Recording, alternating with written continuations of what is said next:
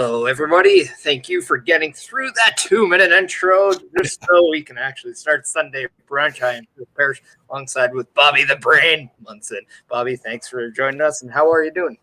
I'm doing fantastic. It's been a great week of pro wrestling, and I'm looking forward to having a chat about it here today.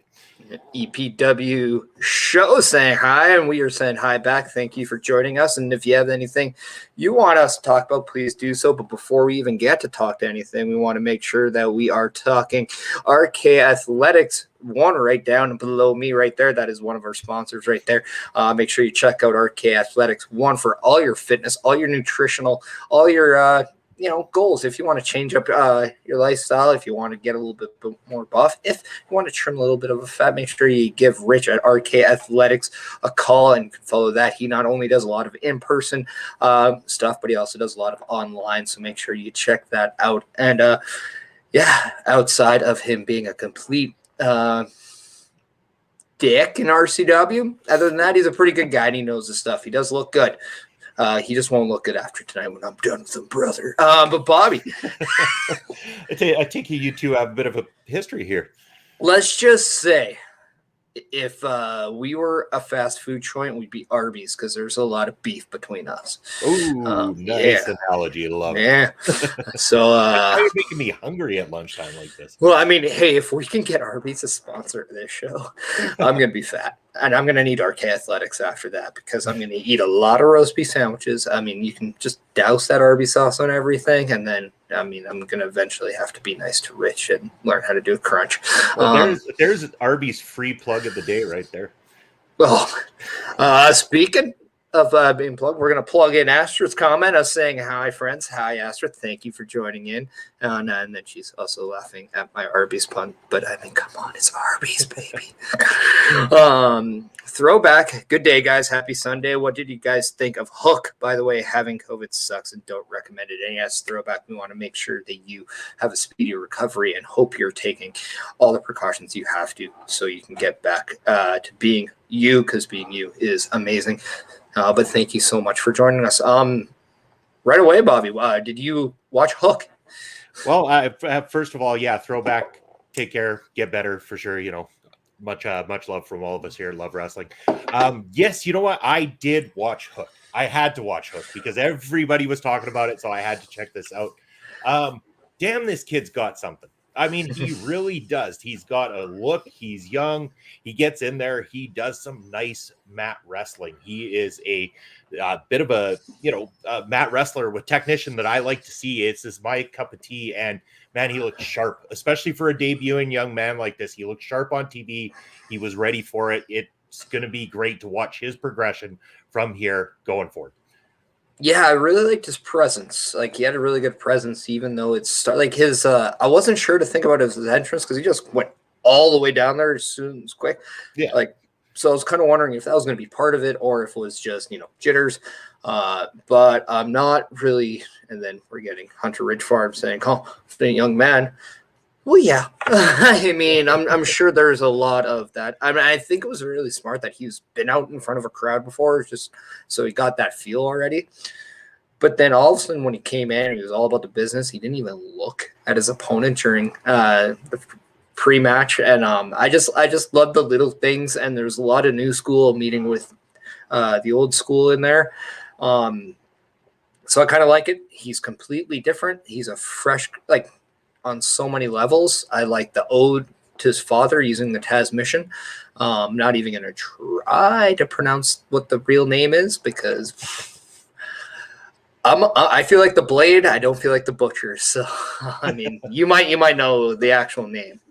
No, let someone in the comments take care of that one for us. But yeah, okay. Yeah, I mean, you're talking about it like the entrance and stuff like that. And we can honestly say, I mean, he's a young man. He's green when it comes to performing on TV. So there's still a lot of time there for him to pick up on the little nuances that he's going to need to learn, being in front of the camera, being ready for the television and stuff like that. So, I mean, he's got many, many years ahead of him. And that's what's exciting, is to see him come out with this level of confidence and be able to know that we've got the best of him yet to come.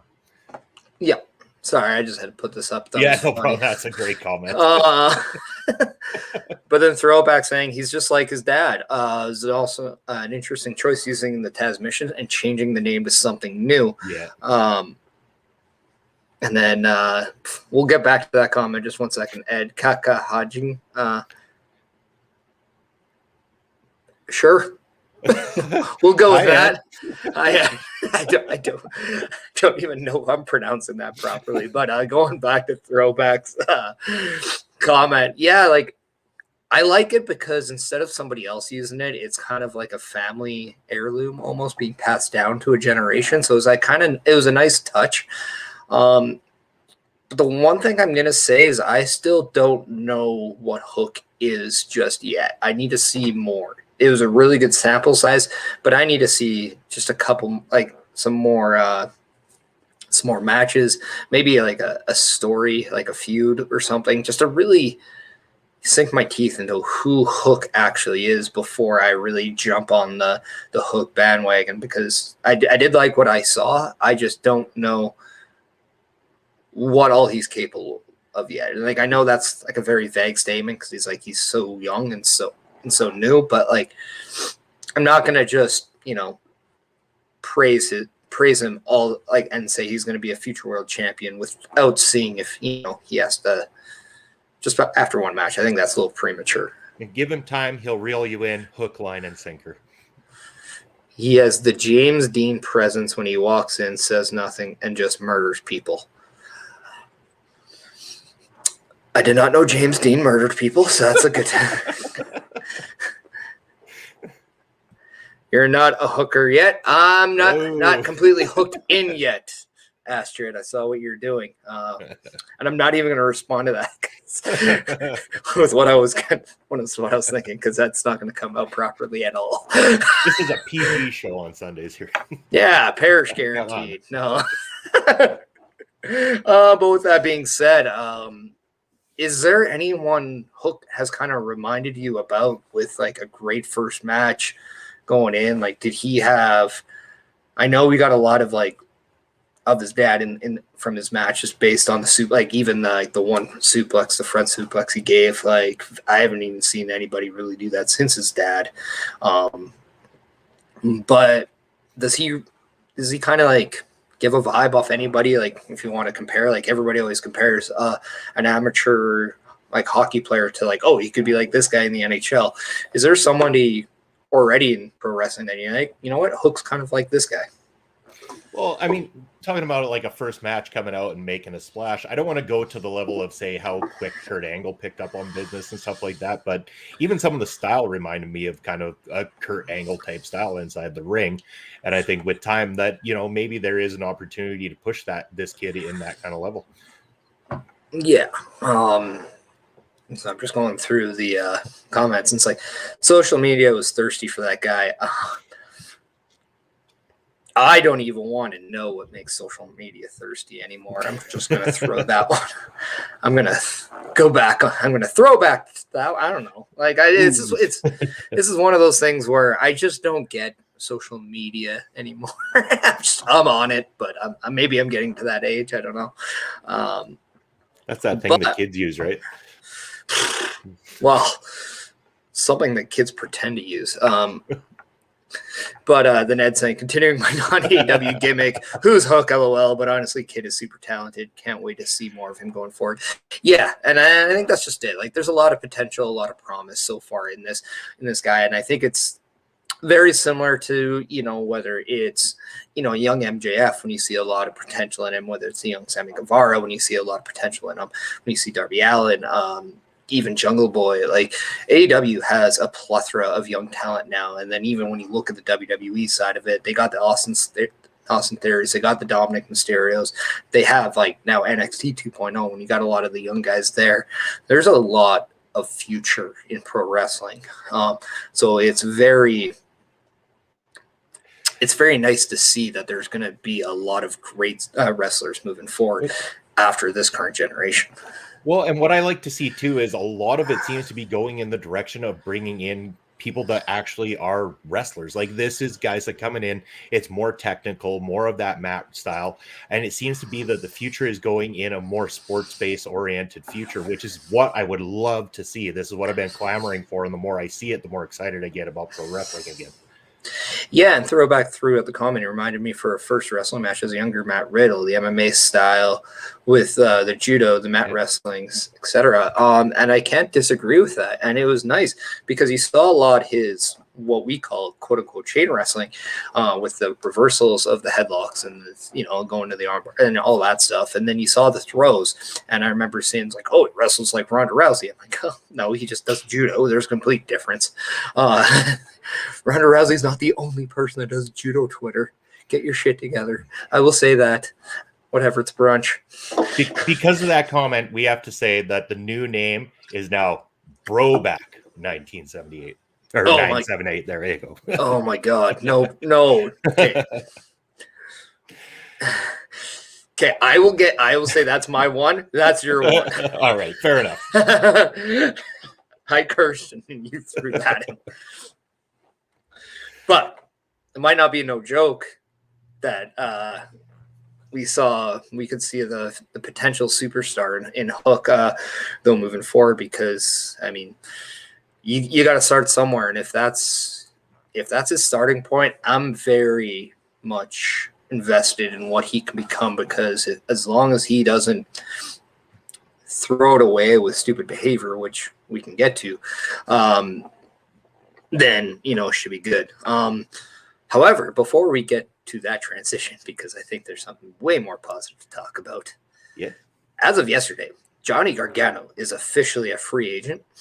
He is. Kyle O'Reilly is now a free agent in the pro wrestling world. Yep. We are now the first show in Love Wrestling where this is an official thing. And with last night, we saw Ring of Honor's Final Battle, and we saw a lot of people kind of like join the fold of Ring of Honor for that show. And I'm going to let you kind of like go off on that because I know you got to see it. I kind of recapped. But tying in Ring of Honor and then the free agents, how do you view one? I'll just get your take on Ring of Honor, and then we can kind of go from there. Let's just start there. For sure. I mean, Ring of Honor was a very special, exciting night for everybody involved.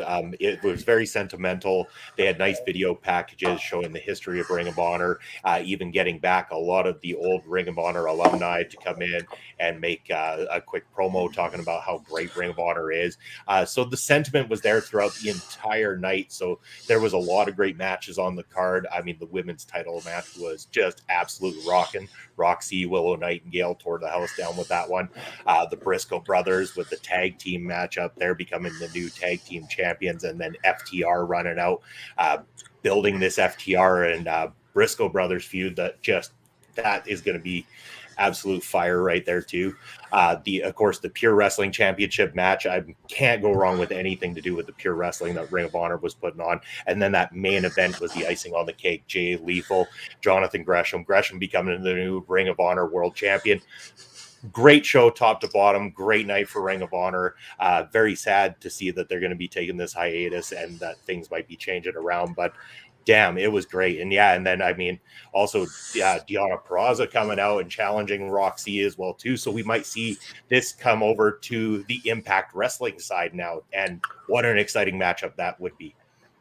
What I always loved and appreciated with Ring of Honor is that they are the complete definition of why you should have gone to see independent wrestling when you had the chance, because you never know who you're going to see. I make the claim that like the first time I went to an indie wrestling show, I got to see Kenny Omega in a ring, and he was very young. I think he was around 20 years old, if that, probably.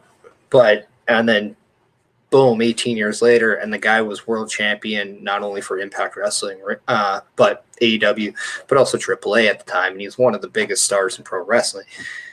When you saw Ring of Honor, you're getting amazing talents such as, Bryan Danielson, CM Punk, Samoa Joe. I know Homicide is a big contributor. Didn't really see the huge main roster success, but then you also saw Nigel McGuinness, who might have one of the most amazing stories Adam Cole, Kyle O'Reilly, pretty much everyone Undisputed Era. Generation Next, that comprised with Austin Aries and Roderick Strong, Jack Evans. I have cabinets of all old school Ring of Honor DVDs. When I started pro wrestling, I loved Ring of Honor. I'm only going up with this because as a Saints fan, I'm going to say who dat. But yeah, Seth Rollins also there. So many great talents, and we're really seeing the majority of the main event pro wrestlers in today's world come from a Ring of Honor for the most part. And it's just an absolute amazing time to be a pro wrestling fan if you were able to watch Ring of Honor. I love the throwbacks to the old school. I really wish more companies would allow their alumni to go. I would have loved to see a reuniting of like Punk, Joe, Brian, Homicide, old school like Dan Moff, BJ Whitmer, like the Prophecy against the Second City Saints. I thought was one of the best. Seeing Raven against Punk, that's how I became a Punk fan. But then bringing back that Ring of Honor old school championship was a beautiful touch to me. I love that. But I also loved how it changed. You can see that it had the throwback to the old school, but also changed to the new school. You saw the Greshams and the Jay Lethal, who I think Jay Lethal might go down as a true face of what Ring of Honor really was. He was the face of Ring of Honor. I know, I know it's all generational, just like, when you talk your Mount Rushmore. But I think over time, Jay Lethal kind of just exemplified exactly what Ring of Honor is really about. So glad that he's getting an opportunity with All Elite Wrestling now. But I just love the ability to mix the history, and that's the one thing I always loved about them is the fact that they always had a tradition. They always had historic value to what they do. It wasn't just thrown together for the sake of doing it. There's always a rhyme to the reason.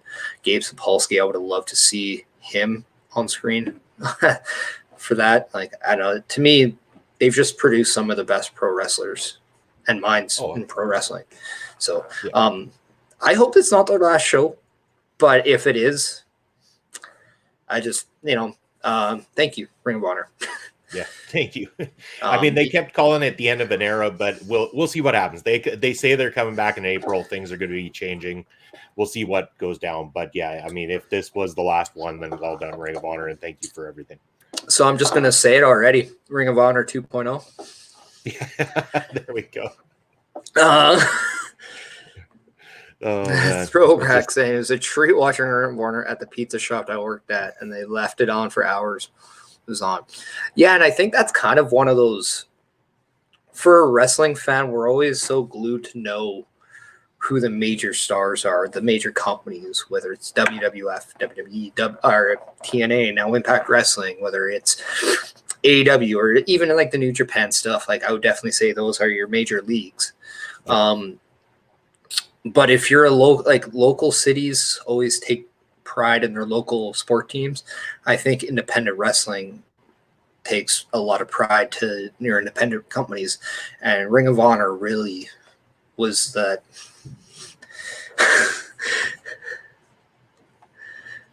Sorry, I got sidetracked by Ed's comment.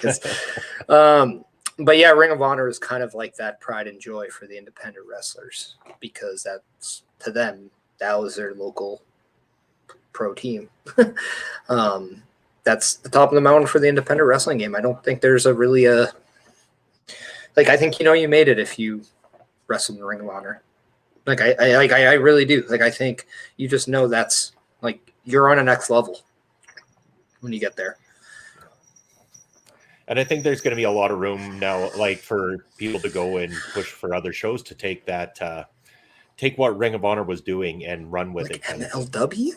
Well, they could try. I mean, here's the nice thing about MLW. They've actually made an announcement recently, because of all the free agents that are going to be out there. Instead of throwing it out that they're going to try to sign anybody or anything like that, they have made an open door policy so that they can bring in talent on open contracts to come and do spots, work different matches, so that they can bring that flavor to to their ring. And I mean, one of the big things is they're going to be bringing Roxy over to the featherweight division in MLW. And we saw her work with Willow Nightingale last night. Willow Nightingale is lighting it up in MLW right now, poised to be a future star in that company for sure. And another rematch between those two on the MLW side would be absolutely amazing to see. Yeah, I wanted to answer this question based on, I don't think Ring of Honor is going to sell their library, but I wouldn't be surprised if Vince McMahon tries to get his hands on it. Yeah. But I also wouldn't be surprised if the Ring of Honor library isn't necessarily directly sold to somebody. It's not one of those things where they allow companies to pay them for the use of it. I don't know. Like, it's very interesting. Like, we've seen Ring of Honor footage on other broadcasts already. So I think it's a smarter play for Ring of Honor not to directly sell their library, but to sell, just sell it for, like, rent it out, I guess. Yeah, license it. Yeah. At the same time, if they were going to sell between the two companies, like hypothetically speaking, they're going to sell this library off. I don't see them selling it to the WWEs at this point. I think with the way the AEW is currently being run and the way things are going over there, I could see them actually going for a sell to AEW before they would consider WWE right now. I just know that WWE, it's also going to be, it's also different because I don't know if they're really into the library footage as much now with the move to Peacock.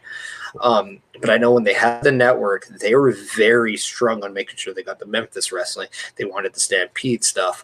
They wanted so many other libraries because they wanted a conglomerate of footage.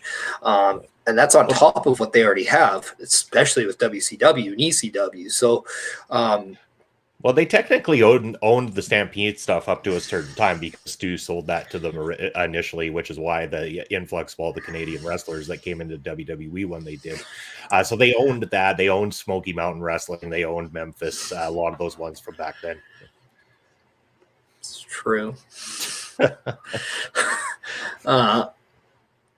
But yeah, I don't know. Like, and it's hard too because when you look at Ring of Honor, you look at, like, who was like some of the major owners kind of like at the beginning. I always go back to how important Gabe Sapolsky working for WWE is with the using of Ring of Honor, because I think that's just gigantically huge. I mean, I always said, like, the one mind that I would have loved to see in Ring of Honor that I don't know if he ever would have been Paul Heyman, because if there's one guy that could take it to the next level, I do believe it was Paul Heyman.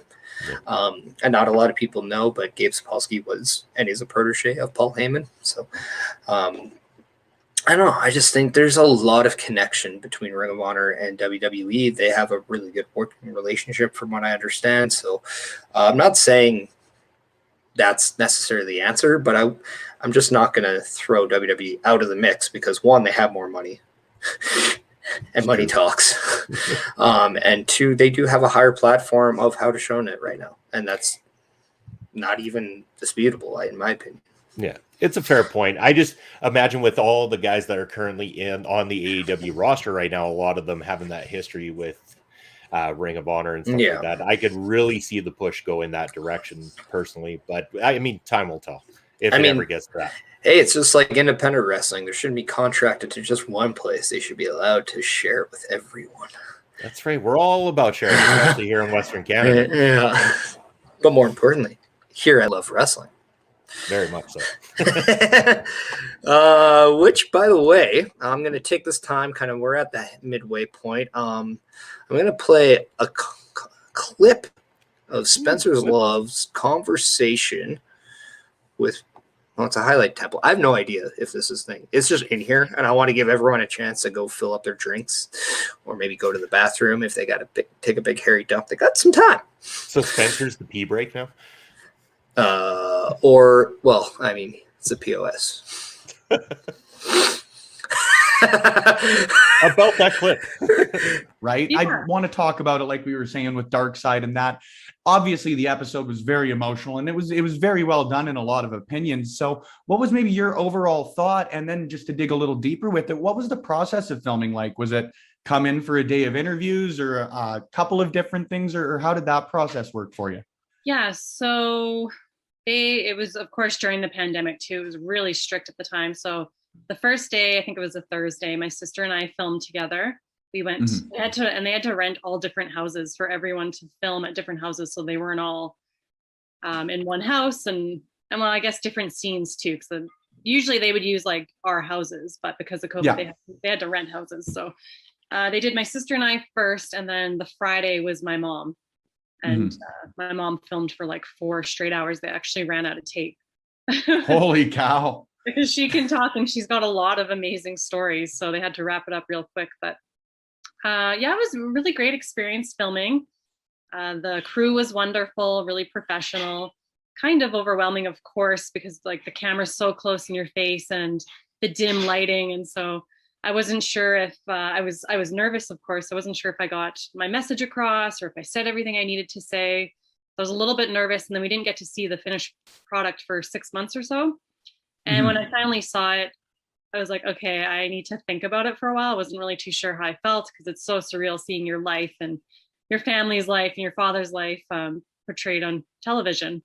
So I had to think about it for 24 hours, and then we watched it again, and I was like, okay, this was really a really well done piece, and we were really happy with it overall. That's awesome to hear. My mom was initially right away extremely happy with it. She was, she really ended it at the end of the episode, like the message she wanted to get across. So they ended it really solid, and we couldn't really ask for any more than that. Awesome. I was going to end it there anyway. So cool. Yeah, but just to get back on the Ring of Honor show, what was your biggest takeaway? What was your favorite part of the show? Well, geez, there's so many takeaways I go with. It's got to be FTR coming down after the Briscoes win. I mean, the Briscoes match was magical, great moment for them. And in that moment, all of a sudden getting the absolute crap kicked out of them. Well, I mean, not completely kicked out of them, but the fight ensued with FTR and they're on the outside being held back. FTR talking a lot of trash talk. I mean, I don't care what platform it is that this match happens. I will watch it in AEW. I will watch it in MLW, NWA, New Japan. I don't care if it happens 100 times. I want this match. Well, speaking of the NWA, who do you guys want to see wrestle against Camille for the NWA Women's World Championship? That's a very good question. I mean, great transition that I was very happy to see. Yeah, perfect. We call those a segue, I believe. Yeah, Camille, I mean, I could go for anybody fighting Camille for the NWA World Champion. Camille is awesome. I mean, Deonna Purrazzo, we could see Chelsea Green again. I could go for. I mean, that match was fantastic. Again, Willow Nightingale, Delmi Exo are a couple of names. Roxy, of course, I think would be another one that I'd love to see get in that mix as well, too. I think these are all great talents. And, of course, Ember Moon, when she gets past her 90 days, I think would be another brilliant matchup for Camille. Yeah, I was going to say Athena. I think that's a big one. It depends. If you want a star versus star and if you want champion versus champion, I think Mickie James or no, she lost the championship, didn't she? Yeah. Or does she still have it? I don't think so. Not yet. But not according to what was said last night. So yeah, I don't know. But like are you her against information? No, I'm talking out of my ass. But thank you for calling me out. No, that's just like I haven't really been following much of her as of late. But like, I mean, if you want like a star power, I think Mickie James is like your number one. I mean, yeah, that's kind of like the runner. Mickey's still champion, so get off my, what there, Bobby.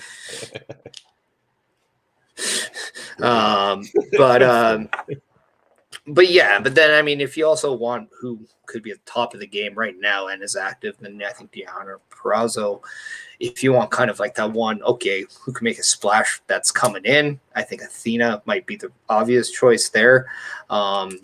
Heck, she's not like most girls, and if she's going to want one more match, why not bring in the artist formerly known as Nia Jax?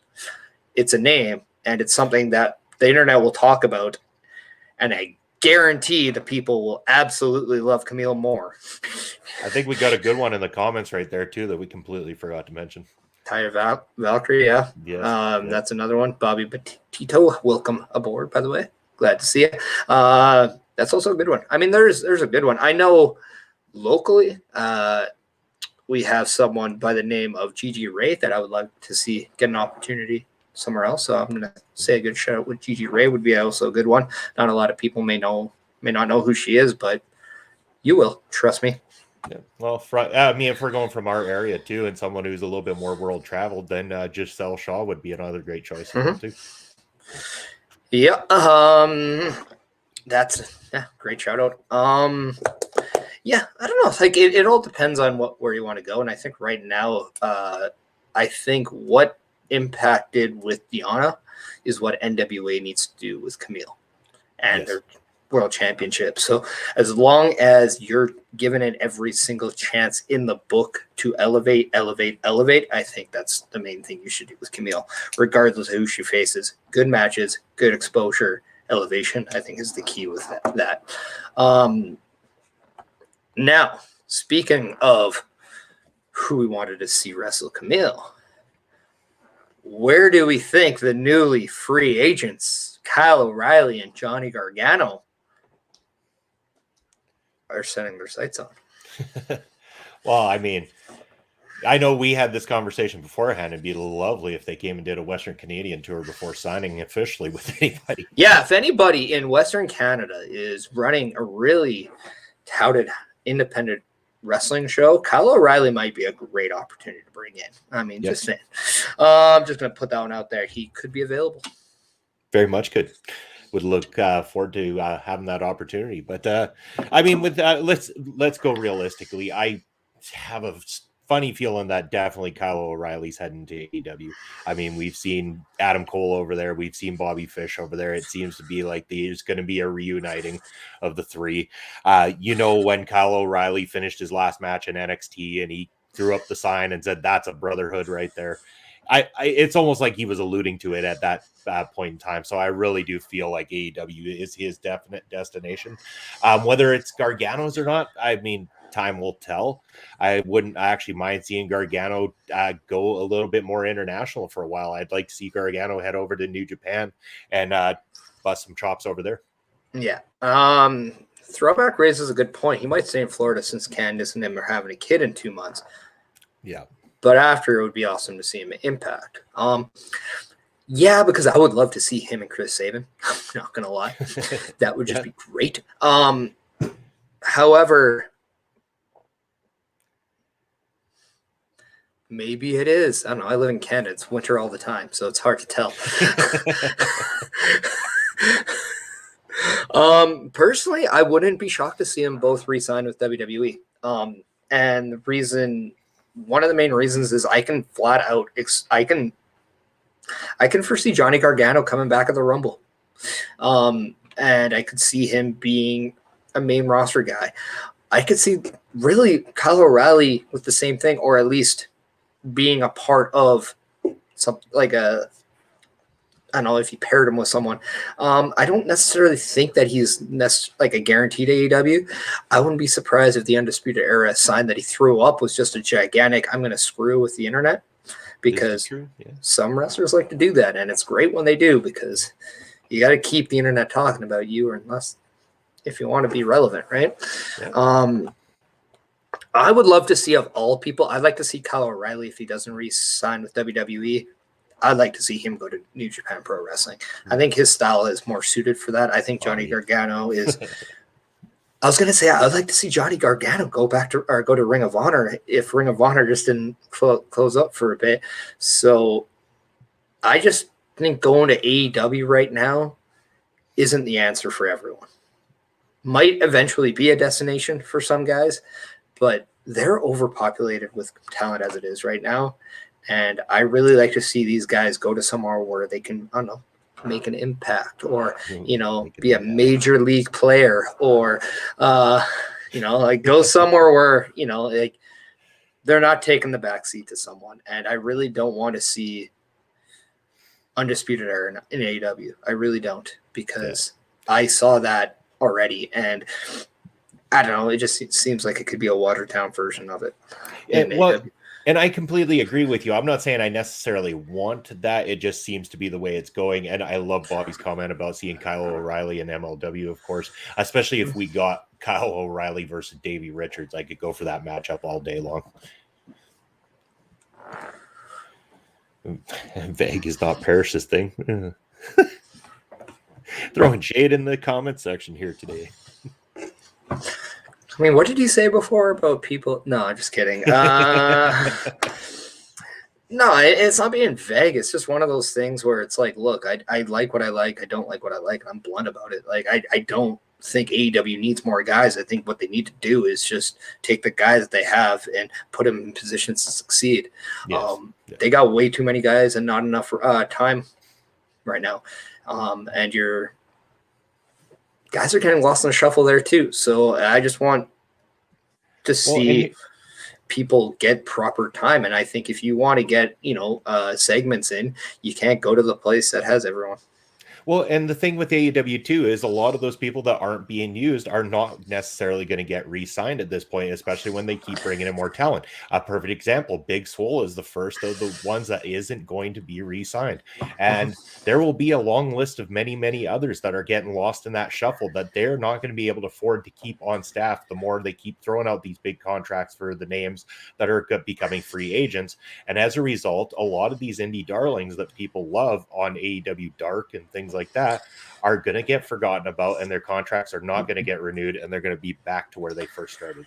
Yeah, and I really wouldn't be surprised if somebody like Pac goes to New Japan afterwards. That would be great. Because he's someone that even from the day one of AEW, I thought this guy is going to be a star in AEW.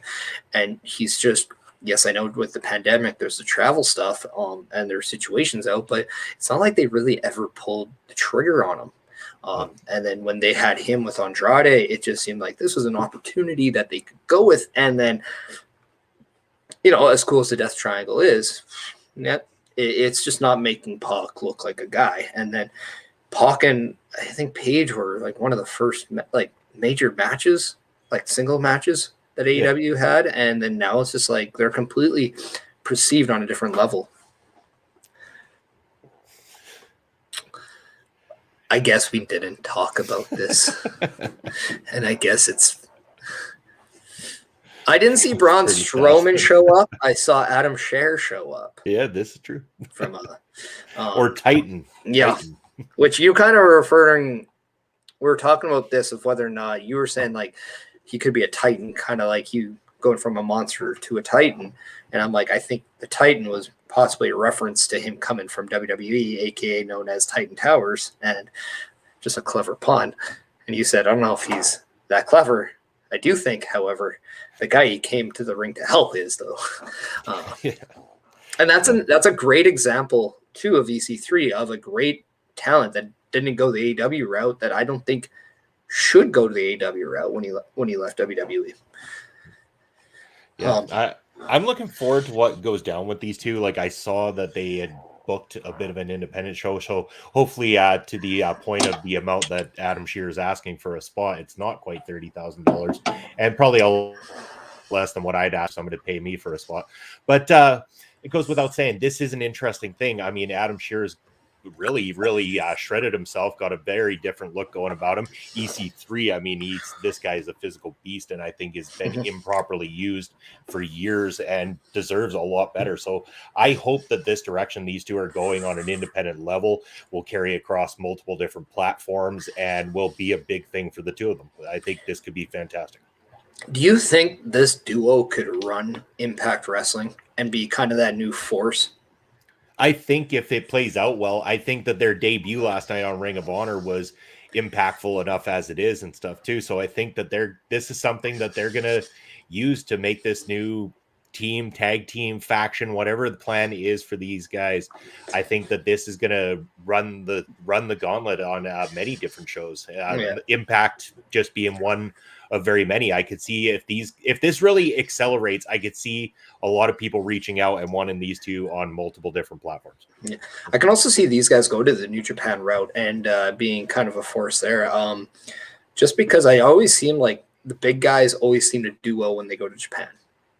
Yeah. I had to go back to the, we call them Prince Albert, A-Train, and then he became the Giant Bernard and and then he became Lord Tensai and back down but it just seemed like, the big guys always seem to do well in Japan. So I wonder if Adam Scherr, if going to New Japan, would really rise his stocks again, because something tells me that he's not done in the major companies in the United States.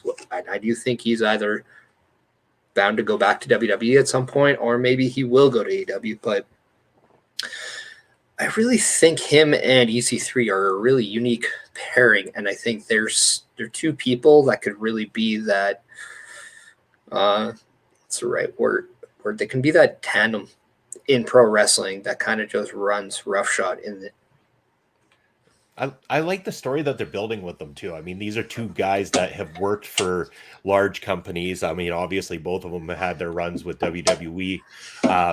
And now they're coming out as kind of that anti-establishment team. I mean, this is them saying that, corporate wrestling is what is wrong with professional wrestling today. And they're going to move forward as the team that is anti-establishment now. They want to basically go and run down the teams that they believe are the ass kissers of the world, the guys that are taking the payoffs and working with the billionaires and stuff like that.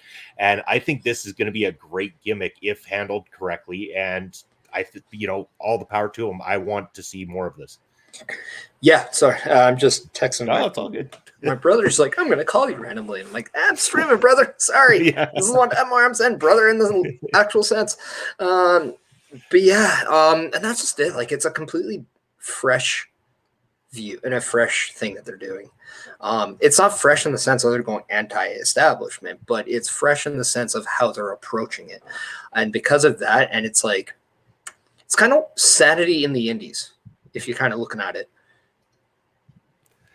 So do they, here's a question. Do they call their team the Titan Towers? No. I don't know. I'm sure between them, they could come up with something good to call themselves. But I don't know. Like, I just think it's a very interesting pairing between these two that, I don't know. I would always have room to see if this is going to become a faction and like a multi-man group. I'm curious to see who the next one is, because I'm going to throw this name out there. We already talked about her, but if you put Athena with these guys, yeah, I think it'd be really good. And you already have a former mixed match challenge tag team. Yep. Yeah, I mean, there's all sorts of room too. I mean, there's so many free agents that could arguably be brought into this whole thing as well, and it will work in this modern day of professional wrestling. Yeah. Speaking of which, we are 45 minutes in. We were talking off chat about kind of talking more of the local scene. Yeah. And I think it's really funny. You work with a local wrestling company, independent wrestling company. Yeah. Out in Saskatchewan. I work with a few in Alberta. So I want to ask you, because we have known, and we can go back to the archives and check out Changing the Game, which is a great show that really took a look at providing more exposure for the independent wrestlers in Western Canada. Who are some of your guys that, given our platform, you kind of want to just, promote and like hear guys that you think deserve that opportunity to be showcased a little bit more? Oh, and there's two different mindsets to this in a sense, because when you get to work with people, you become very good friends with some and stuff like that too. And just, you want nothing but the best for them because you see how hard they work and how passionate they are for things. And I mean, I could sit there and talk about the Tony Novaks and Phil Deadleys of the world who, they're at every single show helping with ring setup, ring takedown. They're, if there's somebody that needs to be picked up that needs to be brought to a show, I mean, they're the first ones volunteering to go and do all these different tasks and stuff to make sure that the local show runs smoothly. And I mean, that is invaluable in so many ways, and you just want nothing but the best for guys who put in that kind of work and dedication and stuff like that. And not to say that anybody else on the roster isn't putting in work and dedication. It's just so much more when you see guys like that and everything. But I mean, I'm just trying to think. I mean, we could go on all day about guys in Western Canada like Michael Richard Blaze, who I mean has been phenomenal for years and years and years. Michael Allen Richard Clark, who I mean just has the look of a professional wrestler. He has the attitude of a professional wrestler, and he's kicking ass in the ring just about every time he steps into there. I mean, those are top guys around here. Jacob Creed, who I mean is an absolute fearful beast of a man kind of thing, goes out there and just will shred opponents inside that ring, and it's hard to take the man down. I mean, these are guys that people should be paying attention to. I mean, we're displaying them quite well on our shows and everything like that too. So I mean, anytime anyone gets a chance to see any of these professional wrestlers, they should be excited about it. One guy who's caught my eye recently, who's been a younger guy that's been working for PPW the last little while, I want to give a shout out to All Night Levi Knight. I mean, this guy has been doing some great work for us in Prairie Pro Wrestling. I've seen some great progression over the few matches we've seen him in, and I see a lot of great things coming from this guy. I think he is a great talent. Yeah, and I also want to throw this to the chat, because I know we're talking just from, our point of views from where, we work on the independent wrestling scene. If any of our listeners from where they are, if it's a different area than Saskatchewan, Alberta, knows a local wrestler that they like, you know what, I want this person to succeed, drop their name in the comment section. If they have a social media handle, throw that in and I will put it up, because that's what we do here. We want to highlight independent pro wrestling. And I really loved your shout outs with Michael Allen Richard Clark. I think Michael Richard Blaze just speaks for himself if you got to see him. Another guy I think really, really just is on a next level is Sean Moore. I think that guy, I have much time for him. He is a machine in between those ropes and just doing a lot of good things. And if I want to really keep my eye on somebody who's young, there's a kid out here.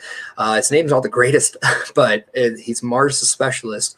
But, oh, my God, does this kid just get it? I got to wrestle him at Pure Power Wrestling in Lethbridge less than a month ago. And 20 matches in, this guy has the balls to just go with his instincts. And that is such a special quality with young guys, because confidence is so rare to see with younger talent.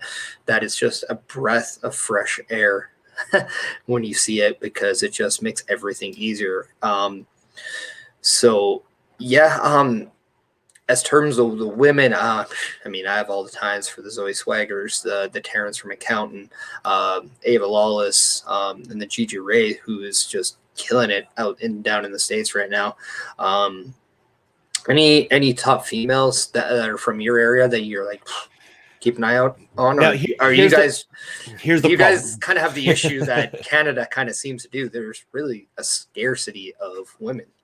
There really is, and it's unfortunate too, because the ones we have are great, and it'd be great if there was a lot more that were willing to take the training and get out and do it. But of course, like, we've been using Zoe Seger in Prairie Pro Wrestling. She has been really kicking ass and taking names for us since day one, undefeated in singles competition for us as well too, and still in our title tournament chase. And before that, we had Kat Von Hees working for High Impact Wrestling. Those are the two I've personally got to work with out in Saskatchewan here. But again, being able to have access to shows out of Alberta, I mean, a lot of great people out there that record the shows, put them online. I mean, shout out to Mike the Ref, my good friend there, who has been doing that for years as well too. And it gives me an opportunity to see what kind of flavor you guys have out there, because we obviously can't book absolutely everybody here as much as I'd love to. Yeah. Now I know there might be people watching this that, might have friends that, or maybe even them themselves, are like, oh man, I'm thinking about getting into the pro wrestling, but where do you go for training camp? Like, do you guys have any school? Like, what are some good schools around your area that you know of that you're like, you know what, I want to give a shout out. So if there's people maybe listening or watching or have friends, they have an answer to this now. They may not know. Because I remember when I grew up, like, finding a wrestling training school was so hard. Yeah, that's true. Out here, it is very scarce. I don't know too much about the Regina area. I think there might be one out that way. So I can't really say who is running it or who you need to contact, but there is one out that direction. But of course, Prairie Pro Wrestling Academy here in Saskatoon. So this is the academy that we started to run for Prairie Pro Wrestling.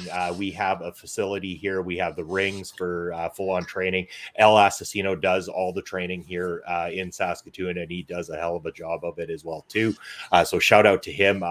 It is not easy. I mean, you got to go. You have to be able to take the cardio, take the bumps, work the basics, and learn the trade before you're ever going to get the glory of going in that ring and trying to show off for the fans and stuff like that. We will put you through the paces, and you will get a great education in professional wrestling. Yeah. And I know out where I'm at, if you're in the Lethbridge or the southern area, you want to go check out Pure Power Wrestling and their wrestling academy as well. Funny, 2 PPWs with academies, but it's a thing. Hey, Canada had once 2 Rough Riders, so why not have 2 PPWs? That's so, right. But yeah, and then there's always Top Talent Wrestling Academy out here in Edmonton, which very great work. Michael Richard Blaze on heavy metal, also like they're the ones that pretty much run that, and you always want to check that out. They do a lot of great work. A lot of the females that we just named came out of that, and the things. There's also the Lad Storms that of the world that helped out as well. I mean, that guy's produced so many good young students through over the last few years when he was running his school. And then we also have Johnny Devine that does a school in the southern area. So make sure that guy has just an abundance of knowledge that. Just a pleasure working with him when I had the chance to. So I think that was kind of interesting talking about that, but I also want to make sure that we are giving people a flat out knowledge of what we have coming up in the Love Wrestling world. So I'm going to turn to our beautiful weekly calendar that our boy Zach puts together every week. So shout out to Zach for doing all the graphics. We just want to compliment your great work and appreciate what you do for us, which is gigantic. So here it is. And tonight we have Josh Robinson Spotlight and Dewdrop on You Have It. And then on Monday we got Poetry of a Promo, which is featured with the great one, The Rock. Then Tuesday we have Turnbuckle Talk. We also have a double feature of Power Out at NXT, which Astrid and Ed are definitely hosting. Zach hosting the Power Out. And then on Wednesday we have one interview from Spencer from Alyssa Marino that you also want to check out. And before we get to the second one, Thursday one, check out our flagship Between Two Beards, and then back the second one with Cody Diener, Spencer interviewing. Plus, we also have Turnbuckle Rewind, Sunday Brunch, one-off stream, weekly Elite Report. Also more because I believe there's a POS show coming up for day 1, but that is more than a weekend. A couple weeks from now, something like that. And I also nailed that, and I'm very happy about that. Yeah, like we have something every day of the week, which is pretty surreal to see. I mean, we are sitting here December 12th, almost reaching 1 year for the Love Wrestling. So pretty remarkable achievements we've made. Already have done 1,000 already for subscribers. So I think that's really cool. But you know what's also really cool? What's that? Brock Lesnar and Sami Zayn. Oh, yeah. Just so good together.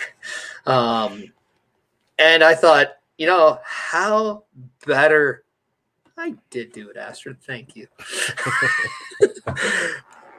I was like, you know what? I can't have a guy out of Saskatchewan and not talk about 2 alpha males. One being from Maryfield, Saskatchewan, yes, which is great because I fact-checked the population of that, and I think it was 385, and I'm like, I know a place that has less people because my God rest her soul stepmom was from Eyebrow, and it had 165. We've got areas out here with even less than that. Yeah. So I'm shocked that Brock is in such a populated area. But I mean, he eats here, he works here, he kills here, he probably even craps in a bush here sometimes. But I mean, he's Brock Lesnar, and it is Brock Lesnar's Saskatchewan. Yeah, and he doesn't have the Sami app. Zayn has been... He doesn't have the app like Adam Scher does because he only poops in one place. That's right. But how good is the dynamic between Brock Lesnar and Sami Zayn right now? It was so unexpected. I thought nothing of it, and I want more of it at the same time. I mean, it is the type of comedy that works for me. It takes itself seriously, but it also works. I mean, Sammy on Friday coming out in the wheelchair with the neck brace and everything like that. It's the perfect, old school heel tactic of the guy who is going up against somebody dominantly stronger and bigger than they are, who got the crap kicked out of him, and he wants to avoid that confrontation again. So he puts on the fake neck brace, the boot on the foot and the wheelchair to make himself look more hurt and beat down than he actually is. It was fantastic. I love this. Keep it going. I want Sammy inserted into the match at day one. Yeah, I really want Sami Zayn. I really hope that day one we see a triple threat. Yes. And the best part is he has a legitimate gripe for being in this match too. And I think that's the best. That's the coup de grace of the whole thing. It's the fact that he actually has a reasonable explanation and just ties in so well with his conspiracy thing that he's been doing for the better part of this year. To the point, it'd be so refreshing to me, and I wouldn't even bat an eyelash on this, if Sami Zayn walks out of day one with the WWE Universal Championship. See, that might be the only logical way to get it off of Roman right now, in a sense. But again, who does he pin at the same time? I mean, said it last week. He double stacks them both, and then he can get the crap kicked out of him by both later. I remember you saying this, and I had a thought on this. I think it would be great if he had Roman at the bottom, he stacks Lesnar over top, and then lays down for the pin, but the ref ends up giving the win to Brock Lesnar because Brock was the one physically over top of Roman, so that Sami Zayn can continue the conspiracy of everybody screwing him out of his opportunities. I think there's also a great point because, I see, when Reigns does pin guys, he sometimes lays on them with his back, over top, very lackadaisical at times, whether it's after a Superman punch or a spear. So I was ooh, to me, I'm there's something there to where Sami Zayn could just come right in. But, how great if you're seeing Reigns come in one side with the spear, and then you're seeing the big haluva kick come in from the other side. How great would that look? It would look absolutely dirty, but at the same time, I don't know. I mean, the fact that we're seeing Sami Zayn kind of being put in his first real main event type storyline within WWE and the main roster, he is absolutely hitting a home run in my book. Yeah. So I just want to highlight what good, and I'm going to say, in a way, all three of these guys have Canadian roots attached to them, so good on you for these three Canadian alpha males, because one played in the Canadian Football League, so it counts. It does. Anybody who comes over to Canada for any reason for that length of time is honorary Canadian, no matter what. Yep. It's just so refreshing to see a new face up there as well, because I know we all want guys like Sami Zayn, Cesaro, Xavier Woods is now kind of in that position. And I think, too, from a lesser standpoint, even though he's been there, we want to see more Sheamus. But it's always refreshing to see when these guys are getting that opportunity, especially in WWE right now, where it just seems like they're kind of just looking for we know we got our Roman Reigns, we got our Brock Lesnar's, and then there's the Drew McIntyres and the Seth Rollins kind of right there. But who else? And then now we're seeing kind of Sami Zayn kind of putting the stamp on what he's capable of and what he can be and what his stock should be for the company. And I think it's really refreshing to see this, because I think this is some of his best work as an individual, to be honest. And I really think there needs to be a reward there for him.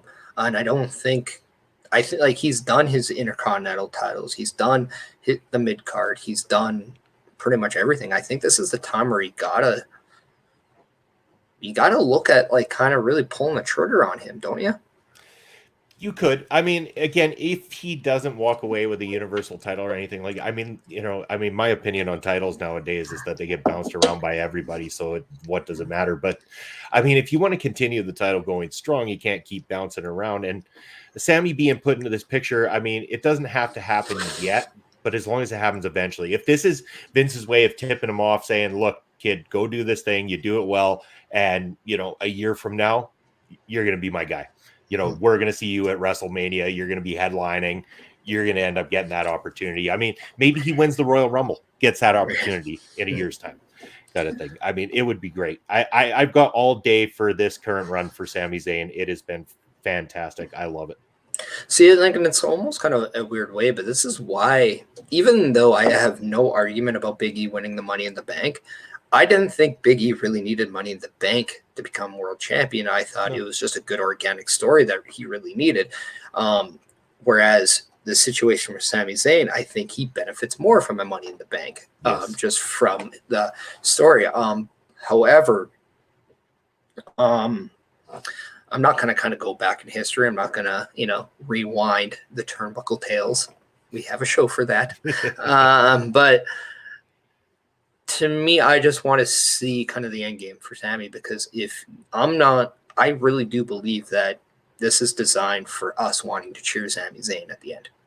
Just like the counterpart on Raw, like with Kevin Owens, the end game was for him to eventually go back to being a heel. So I think, in a way, this could be a blessing in disguise. I really hope we're seeing that. But before we go off, I also wanted to talk about one more match on SmackDown, because I hate when WWE does this for no reason, just to throw. You know, they did it with the greatest wrestling match, which, like, we knew was going to be good, between Edge and Randy Orton. You didn't have to say that. You didn't have to make it bigger than what it was. But just for no build, no reason, we have stake of the claim of who's the best tag team in WWE, with the Raw champs, the tag champs, and then this third team. And then no champions wins the match. And it's like, why do you do this for no reason? Especially weeks after Survivor Series, where you saw the two best tag teams who hold your tag titles wrestle each other. Yeah. Like, it just, why? And like, we just saw the writing on the wall that the Usos were going to lose to the New Day just so they could build a match at day one. Yep. And yet this is so typical WWE. This is what they love to do, is to really undersell their champions. And it's why the titles have lost a lot of their credibility and meaning, especially in WWE, is because you have their champions, you know, I don't want to say jobbing out, but technically jobbing out to people who they need to be beating to make themselves look stronger, more dominant as the champions. There's a reason you put the straps around guys. You put the straps around guys because that is the top guys in your company. They're the ones carrying that particular division. You want them to look strong. And it doesn't mean that them beating guys makes their opponents look weak. It's how you beat them and how you go about it and the follow-up from it that really sells the guys that take the loss in these places. And yeah, when you beat both champions, that is such a strange booking decision, but a typical one that WWE does in the last several years. Like, I get like why you would have the three teams. Like, you don't have to get at me for, it's like, well, you got the champs on each side and then the most decorated champs on your active roster. I get it. Yeah. I get the reasoning. I'm just saying the reasoning makes zero sense to me to why you're not going to build that to be an actual big thing. Because to me, this was the perfect time to, I don't know, unify the tag titles between Raw and SmackDown if you're going to do something. But to give it no build and just to bring over RK Bro for no reason after a brand split that you wanted to do, and just kill that perception right away. Just nip the ass that they don't care about it right away before even giving it a chance. Because we really have seen zero people cross over since they did that whole draft last, right? Yeah. And all of a sudden, boom, this. Why? And you're just like, it's stupid. And it's like, RK Bro won at Survivor Series. Why do they even have to even be in this? And it's like, I don't know. Just to elevate the SmackDown tag titles, you're really... It's what John Morrison said in his video, if you saw it when he posted after he got released and let go by WWE. He's like, I just don't get why you always have to cut somebody down to build somebody back up. And it just makes zero sense. And this is a direct example of that. You had to cut down the Raw champs just so you can elevate the tag champs.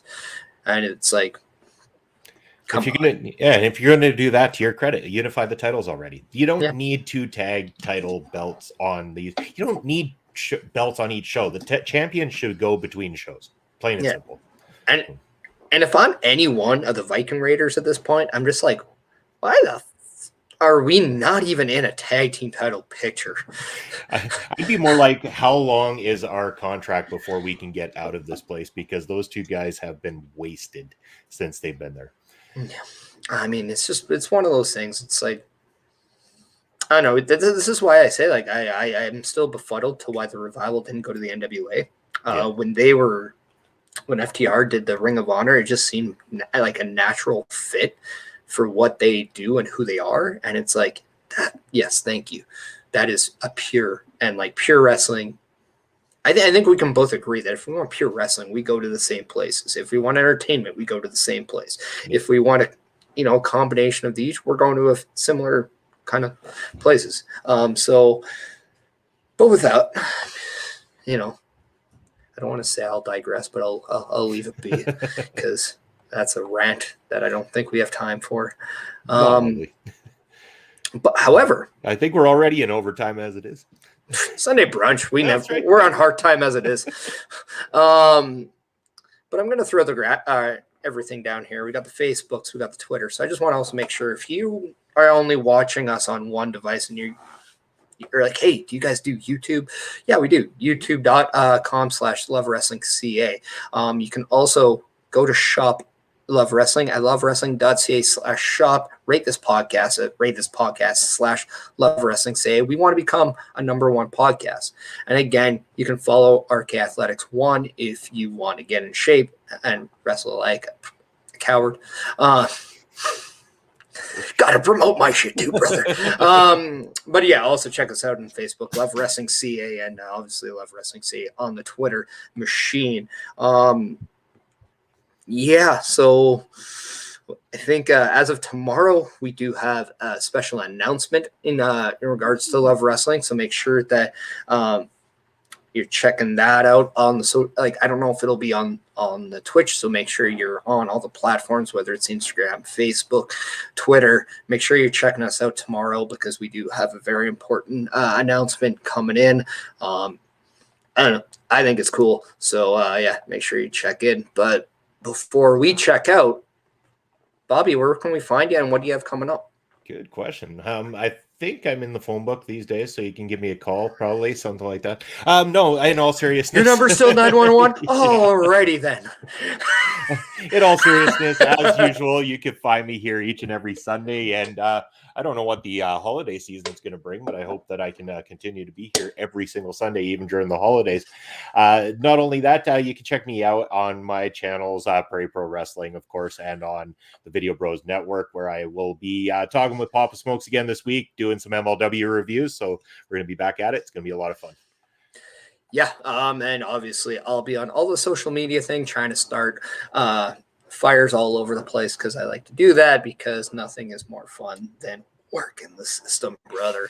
But with that being said, please go to lovewrestling.ca, check out everything.